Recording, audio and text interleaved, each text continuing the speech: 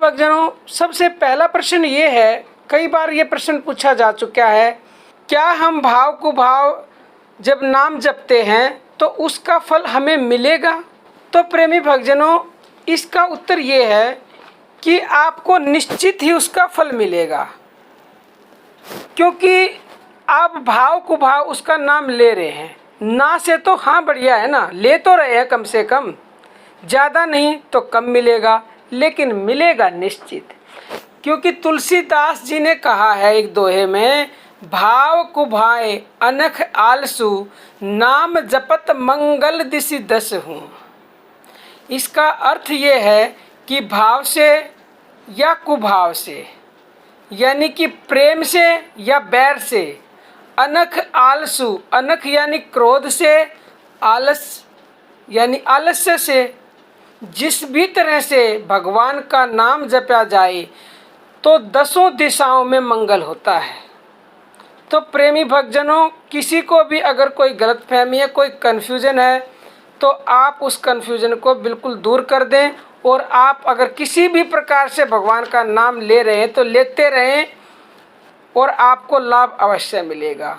और इस नाम को लेते लेते अपने आप ही आपके अंदर श्रद्धा पैदा हो जाएगी और निरंतरता आ जाएगी और मन एकाग्र होने लगेगा, पाप नष्ट होने लगेंगे, क्योंकि भक्तजनों इस नाम में शक्ति ही इतनी अद्भुत है।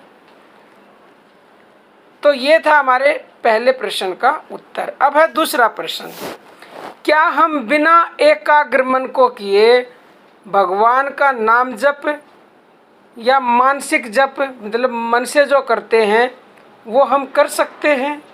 तो प्रेमी भक्तजनों, आप अवश्य कर सकते हैं। मन को एकाग्र किए बिना भी आप नाम जप करेंगे तो फल अवश्य मिलेगा। फिर वही बात आ गई कि ना से हाँ बढ़िया है। शुरुआत में आप ऐसे ही करते रहे, तोते की तरह बोलते रहें, तो एक दिन आपके अंदर इस प्रकार वो घुल जाएगा कि आपका मन अपने आप एकाग्र होने लगेगा।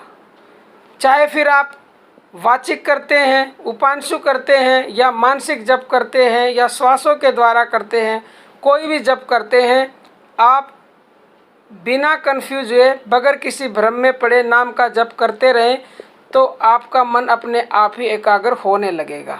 नाम जप में इतनी शक्ति है और आपको फल की प्राप्ति अवश्य होगी, चाहे वो थोड़ा मिले, चाहे वो देर से मिले, क्योंकि मिलेगा तो जरूर, ये निश्चित है।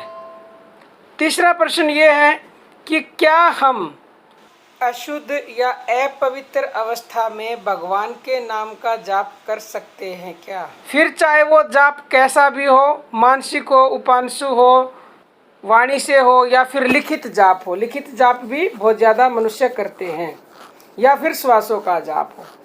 तो प्रेमी भक्तजनों, इसका उत्तर ये है, आप अशुद्ध और अपवित्र अवस्था में वाचिक यानी वाणी से बोलकर, उपांशु यानी जो जीभ से बोलकर करते हैं, और लिखित जाप, ये तीनों प्रकार के जाप ना करें। सिर्फ और सिर्फ आप मानसिक जाप और श्वासों का जाप आप हर अवस्था में कर सकते हो, चाहे आप अपवित्र हो, चाहे पवित्र हो, चाहे महिला में मासिक धर्म चल रहा है, या फिर आप शुद्ध हैं, अशुद्ध हैं, किसी भी हाल में, यहाँ तक कि सोच क्रिया के दौरान भी आप मानसिक जप और श्वासों का जप कर सकते हैं। और उस श्वासों के द्वारा जप किया जो जाता है और जो मानसिक जप किया जाता है, उसका लाभ भी सभी जपों से अधिक मिलता है, सबसे ज़्यादा लाभ मिलता है।